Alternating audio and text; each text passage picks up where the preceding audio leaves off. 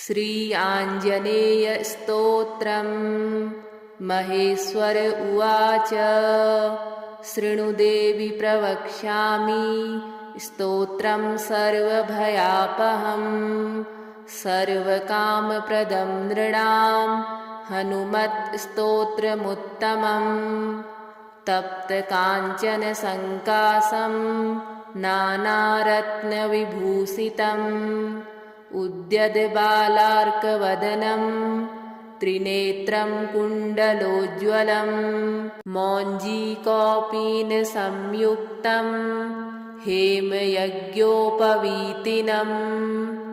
पिङ्गलाक्षं महाकायं टङ्कशैलेन्द्रधारिणं शिखानिक्षिप्तवालाग्रं मेरुशैलाग्रसंस्थितं मूर्तित्रयात्मकं पीनं महावीरं महाहनुं हनुमन्तं वायुपुत्रं नमामि ब्रह्मचारिणं त्रिमूर्त्यात्मकमात्मस्थं जपाकुसुमसन्निभं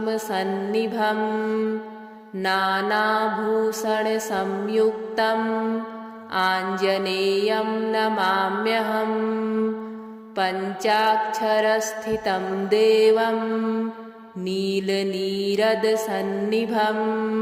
पूजितं सर्वदेवैश्च राक्षसान्तं नमाम्यहम् अचलद्युतिसङ्कासं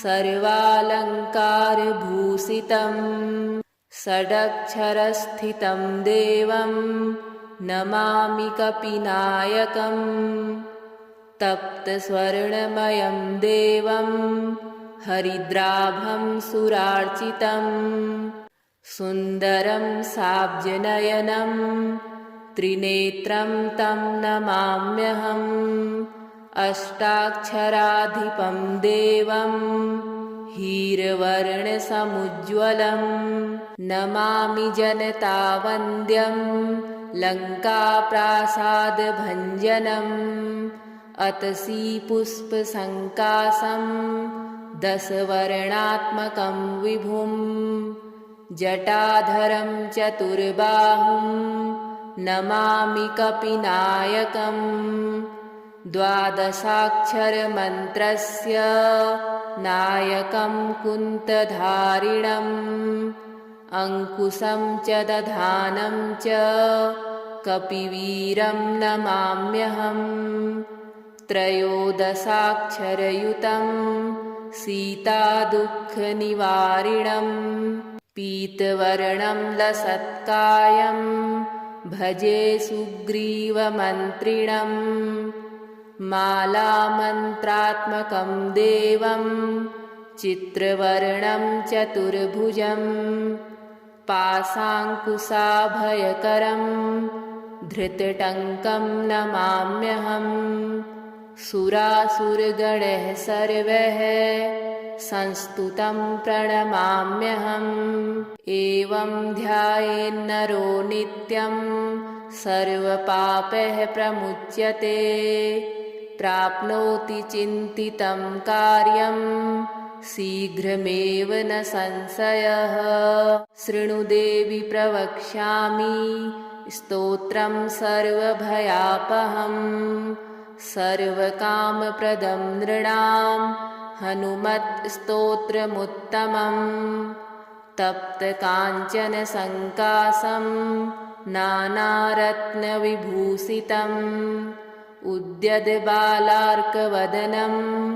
त्रिनेत्रं कुण्डलोज्ज्वलं मौञ्जीकौपीनसंयुक्तं हेमयज्ञोपवीतिनं पिङ्गलाक्षं महाकायं टङ्कशैलेन्द्रधारिणं शिखानिक्षिप्तवालाग्रं मेरुशैलाग्रसंस्थितं मूर्तित्रयात्मकं पीनं महावीरं महाहनुं हनुमन्तं वायुपुत्रं नमामि ब्रह्मचारिणं त्रिमूर्त्यात्मकमात्मस्थं जपाकुसुमसन्निभं नानाभूषणसंयुक्तम् आञ्जनेयं नमाम्यहम् पञ्चाक्षरस्थितं देवं नीलनीरदसन्निभं पूजितं सर्वदेवैश्च राक्षसान्तं नमाम्यहम् अचलद्युतिसङ्कासं सर्वालङ्कारभूषितं षडक्षरस्थितं देवं नमामि कपिनायकम् तप्तस्वर्णमयं देवं हरिद्राभं सुरार्चितं सुन्दरं साब्जनयनं त्रिनेत्रं तं नमाम्यहम् अष्टाक्षराधिपं देवं हीरवर्णसमुज्ज्वलं नमामि जनतावन्द्यं लङ्काप्रासादभञ्जनम् अतसी पुष्पसङ्कासं दशवर्णात्मकं विभुं जटाधरं चतुर्बाहुं नमामि कपिनायकम् द्वादशाक्षरमन्त्रस्य नायकं कुन्तधारिणम् अङ्कुशं च दधानं च कपिवीरं नमाम्यहम् त्रयोदशाक्षरयुतं सीतादुःखनिवारिणं पीतवर्णं लसत्कायं भजे सुग्रीवमन्त्रिणम् मालामन्त्रात्मकं देवं चित्रवर्णं चतुर्भुजं पाशाङ्कुशाभयकरं धृतटङ्कं नमाम्यहम् सुरासुरगणः सर्वैः संस्तुतं प्रणमाम्यहम् एवं ध्यायेन्नरो नित्यं सर्वपापैः प्रमुच्यते प्राप्नोति चिन्तितं कार्यं शीघ्रमेव न संशयः शृणु देवि प्रवक्ष्यामि स्तोत्रं सर्वभयापहं सर्वकामप्रदं नृणां हनुमत्स्तोत्रमुत्तमं तप्तकाञ्चनसङ्कासं नानारत्नविभूषितम् उद्यद्बालार्कवदनं त्रिनेत्रं कुण्डलोज्ज्वलं मौञ्जीकौपीनसंयुक्तं हेमयज्ञोपवीतिनम् पिङ्गलाक्षं महाकायं टङ्कशैलेन्द्रधारिणं शिखानिक्षिप्तवालाग्रं मेरुशैलाग्रसंस्थितं मूर्तित्रयात्मकं पीनं महावीरं महाहनुं हनुमन्तं वायुपुत्रं नमामि ब्रह्मचारिणम् त्रिमूर्त्यात्मकमात्मस्थं जपाकुसुमसन्निभं नानाभूषणसंयुक्तम् आञ्जनेयं नमाम्यहम् पञ्चाक्षरस्थितं देवं नीलनीरदसन्निभं पूजितं सर्वदेवैश्च राक्षसान्तं नमाम्यहम् अचलद्युतिसङ्कासं सर्वालङ्कारभूषितं षडक्षरस्थितं देवं नमामि कपिनायकम् तप्तस्वर्णमयं देवं हरिद्राभं सुरार्चितं सुन्दरं साब्जनयनं त्रिनेत्रं तं नमाम्यहम् अष्टाक्षराधिपं देवं हीरवर्णसमुज्ज्वलं नमामि जनतावन्द्यं लङ्काप्रासादभञ्जनम् अतसी पुष्पसङ्कासं दशवर्णात्मकं विभुं जटाधरं चतुर्बाहुं नमामि कपिनायकम् द्वादशाक्षरमन्त्रस्य नायकं कुन्तधारिणम् अङ्कुशं च दधानं च कपिवीरं नमाम्यहम् त्रयोदशाक्षरयुतं सीतादुःखनिवारिणं पीतवर्णं लसत्कायं भजे सुग्रीवमन्त्रिणम् मालामन्त्रात्मकं देवं चित्रवर्णं चतुर्भुजं पाशाङ्कुशाभयकरं धृतटङ्कं नमाम्यहम् सुरासुरगणः सर्वः संस्तुतं प्रणमाम्यहम् एवं ध्यायेन्नरो नित्यं सर्वपापैः प्रमुच्यते प्राप्नोति चिन्तितं कार्यं शीघ्रमेव न संशयः शृणु देवि प्रवक्ष्यामि स्तोत्रं सर्वभयापहम् सर्वकामप्रदं नृणां हनुमत्स्तोत्रमुत्तमम् तप्तकाञ्चनसङ्कासं नानारत्नविभूषितम् उद्यद्बालार्कवदनं त्रिनेत्रं कुण्डलोज्ज्वलं मौञ्जीकौपीनसंयुक्तं हेमयज्ञोपवीतिनम् पिङ्गलाक्षं महाकायं टङ्कशैलेन्द्रधारिणं शिखानिक्षिप्तवालाग्रं मेरुशैलाग्रसंस्थितं मूर्तित्रयात्मकं पीनं महावीरं महाहनुं हनुमन्तं वायुपुत्रं नमामि ब्रह्मचारिणम् त्रिमूर्त्यात्मकमात्मस्थं जपाकुसुमसन्निभं नानाभूषणसंयुक्तम् आञ्जनेयं नमाम्यहम् पञ्चाक्षरस्थितं देवं नीलनीरदसन्निभं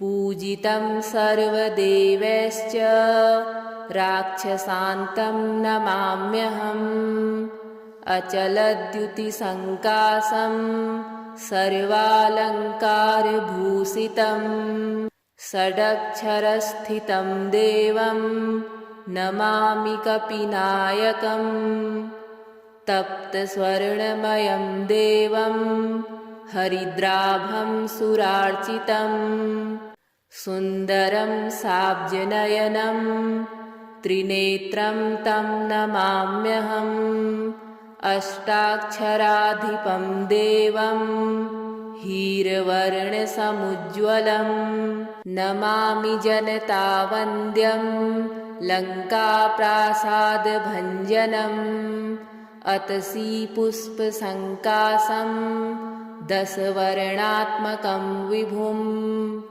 जटाधरं चतुर्बाहुं नमामि कपिनायकम् द्वादशाक्षरमन्त्रस्य नायकं कुन्तधारिणम् अङ्कुशं च दधानं च कपिवीरं नमाम्यहम् त्रयोदशाक्षरयुतं सीतादुःखनिवारिणं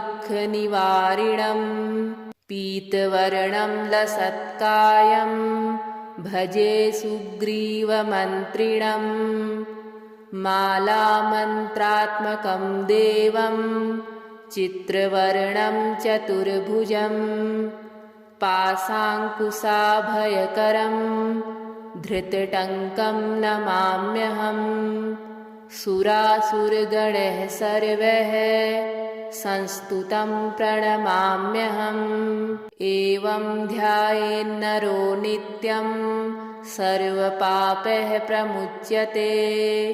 प्राप्नोति चिन्तितं कार्यं शीघ्रमेव न संशयः। शृणु देवि प्रवक्ष्यामि स्तोत्रं सर्वभयापहं। सर्वकामप्रदं नृणां हनुमत्स्तोत्रमुत्तमम्। तप्तकाञ्चन सङ्कासं नानारत्नविभूषितम्। उद्यद्बालार्कवदनं त्रिनेत्रं कुण्डलोज्ज्वलं। मौञ्जीकौपीनसंयुक्तं हेमयज्ञोपवीतिनम्। पिङ्गलाक्षं महाकायं टङ्कशैलेन्द्रधारिणम्। शिखानिक्षिप्तवालाग्रं मेरुशैलाग्रसंस्थितम्। मूर्तित्रयात्मकं पीनं महावीरं महाहनुं। हनुमन्तं वायुपुत्रं नमामि ब्रह्मचारिणम्। त्रिमूर्त्यात्मकमात्मस्थं जपाकुसुमसन्निभं।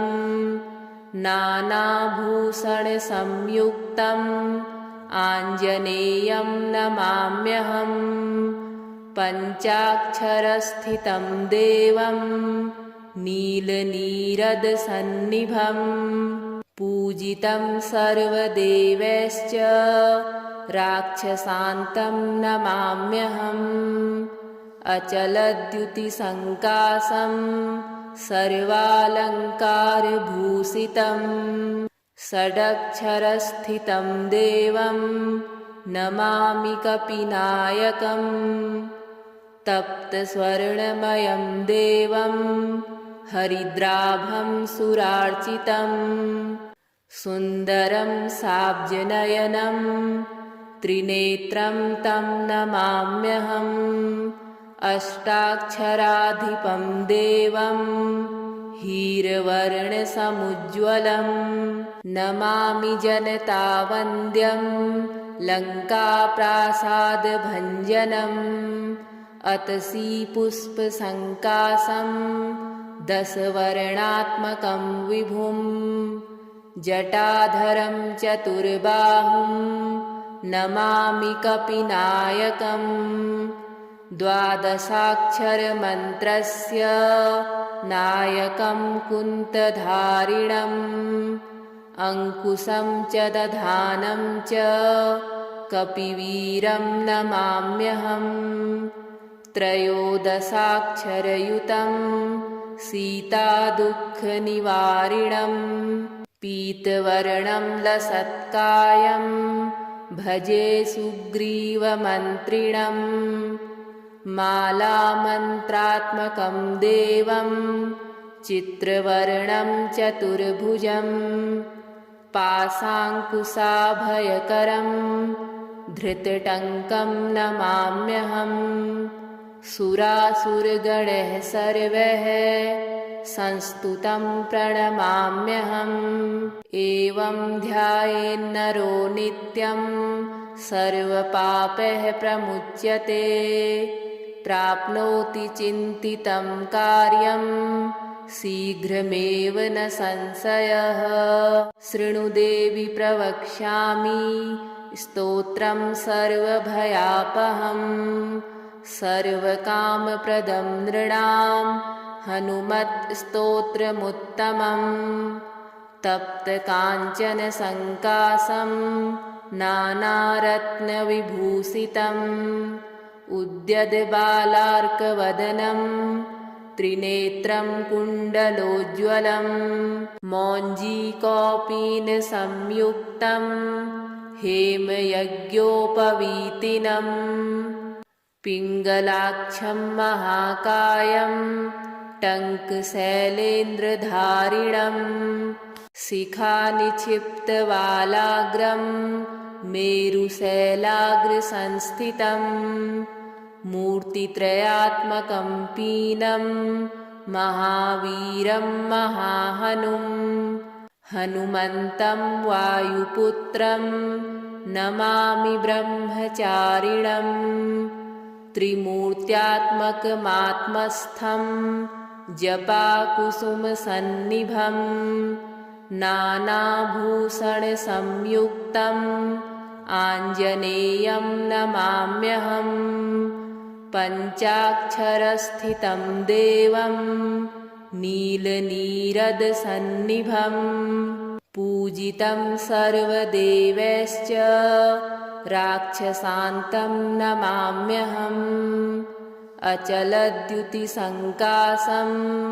सर्वालङ्कारभूषितं षडक्षरस्थितं देवं नमामि कपिनायकम् तप्तस्वर्णमयं देवं हरिद्राभं सुरार्चितं सुन्दरं साब्जनयनं त्रिनेत्रं तं नमाम्यहम् अष्टाक्षराधिपं देवं हीरवर्णसमुज्ज्वलं नमामि जनतावन्द्यं लङ्काप्रासादभञ्जनम् अतसी पुष्पसङ्कासं दशवर्णात्मकं विभुं जटाधरं चतुर्बाहुं नमामि कपिनायकम् द्वादशाक्षरमन्त्रस्य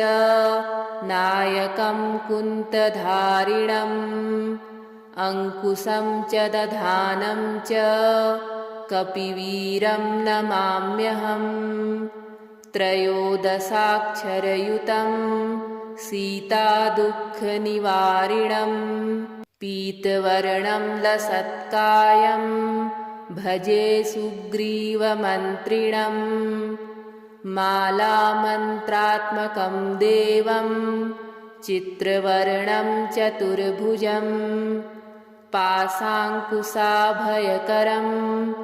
धृतटङ्कं नमाम्यहम् सुरासुरगणः सर्वैः संस्तुतं प्रणमाम्यहम् एवं ध्यायेन्नरो नित्यं सर्वपापैः प्रमुच्यते प्राप्नोति चिन्तितं कार्यं शीघ्रमेव न संशयः शृणु देवि प्रवक्ष्यामि स्तोत्रं सर्वभयापहम् सर्वकामप्रदं नृणां हनुमत्स्तोत्रमुत्तमम् तप्तकाञ्चनसङ्कासं नानारत्नविभूषितम् उद्यद्बालार्कवदनं त्रिनेत्रं कुण्डलोज्ज्वलं मौञ्जीकौपीनसंयुक्तं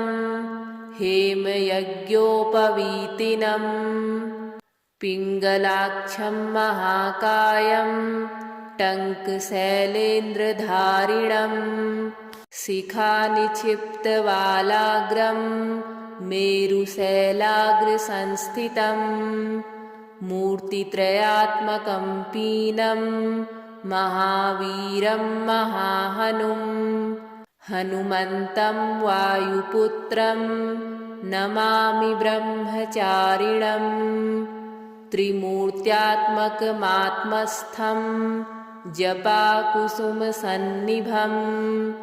नानाभूषणसंयुक्तम् आञ्जनेयं नमाम्यहम् पञ्चाक्षरस्थितं देवं नीलनीरदसन्निभं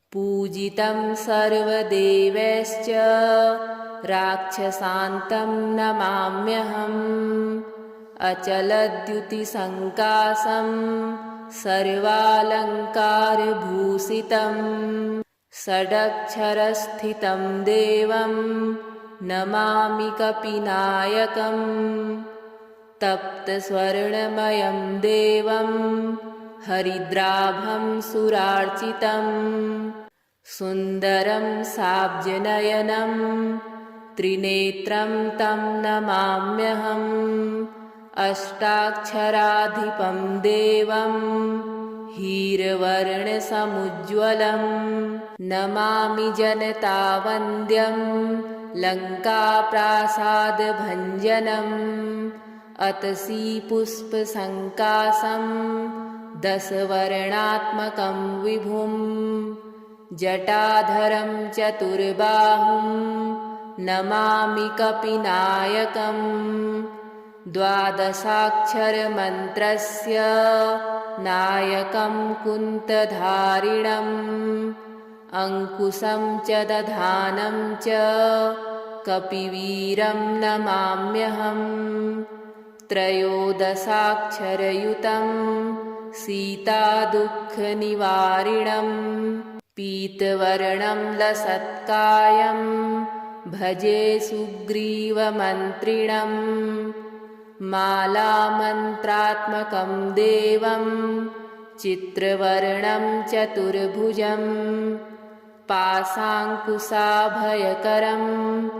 धृतटङ्कं नमाम्यहम् सुरासुरगणः सर्वः संस्तुतं प्रणमाम्यहम् एवं ध्यायेन्नरो नित्यं सर्वपापैः प्रमुच्यते प्राप्नोति चिन्तितं कार्यं शीघ्रमेव न संशयः शृणु देवि प्रवक्ष्यामि स्तोत्रं सर्वभयापहम् सर्वकामप्रदं नृणां हनुमत्स्तोत्रमुत्तमम् तप्तकाञ्चनसङ्कासं नानारत्नविभूषितम् उद्यद्बालार्कवदनं त्रिनेत्रं कुण्डलोज्ज्वलं मौञ्जीकौपीनसंयुक्तं हेमयज्ञोपवीतिनम् पिङ्गलाक्षं महाकायं टङ्कशैलेन्द्रधारिणं शिखानिक्षिप्तवालाग्रं मेरुशैलाग्रसंस्थितं मूर्तित्रयात्मकं पीनं महावीरं महाहनुं हनुमन्तं वायुपुत्रं नमामि ब्रह्मचारिणम् त्रिमूर्त्यात्मकमात्मस्थं जपाकुसुमसन्निभं नानाभूषणसंयुक्तम् आञ्जनेयं नमाम्यहम् पञ्चाक्षरस्थितं देवं नीलनीरदसन्निभं पूजितं सर्वदेवैश्च राक्षसान्तं नमाम्यहम् अचलद्युतिसङ्कासं सर्वालङ्कारभूषितं षडक्षरस्थितं देवं नमामि कपिनायकम् तप्तस्वर्णमयं देवं हरिद्राभं सुरार्चितम् सुन्दरं साब्जनयनं त्रिनेत्रं तं नमाम्यहम् अष्टाक्षराधिपं देवं हीरवर्णसमुज्ज्वलं नमामि जनतावन्द्यं लङ्काप्रासादभञ्जनम् अतसी पुष्पसङ्कासं दशवर्णात्मकं विभुं जटाधरं चतुर्बाहुं नमामि कपिनायकम् द्वादशाक्षरमन्त्रस्य नायकं कुन्तधारिणम् अङ्कुशं च दधानं च कपिवीरं नमाम्यहम् त्रयोदशाक्षरयुतं सीतादुःखनिवारिणम् पीतवर्णं लसत्कायं भजे सुग्रीवमन्त्रिणम् मालामन्त्रात्मकं देवं चित्रवर्णं चतुर्भुजं पाशाङ्कुशाभयकरं धृतटङ्कं नमाम्यहम् सुरासुरगणः सर्वः संस्तुतं प्रणमाम्यहम्। एवं ध्यायेन्नरो नित्यं सर्वपापैः प्रमुच्यते। प्राप्नोति चिन्तितं कार्यं शीघ्रमेव न संशयः।